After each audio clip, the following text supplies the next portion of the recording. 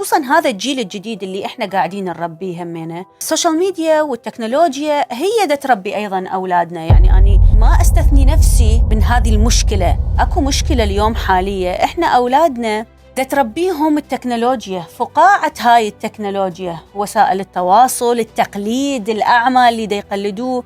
طريقة التربية خاطئة. يعني الرجل اللي يكون سوفت هو الشخص اللي انتقل من رعاية والدته إلى رعاية زوجته.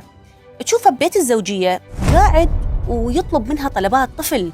هو نسمع كثير من النساء تقول أني مثلا هي عندها طفلين، تقول أنا عندي 3 أطفال، يقولها وين الثالث؟ تأشر على زوجها. يريد كل شيء من عندها، يريد هي تسوي كل شيء. يعني حتى أشياء بديهية المفروض هو يروح يسويها، مثل يعبي البنزين، مثلا يروح يدفع الإيجار، يتكلم مع البنك إذا أكو مشكلة، روحي أنت سويها. أنت قاعد روحي أنت طلعي سويها. تحكي عن الرجل الطفل.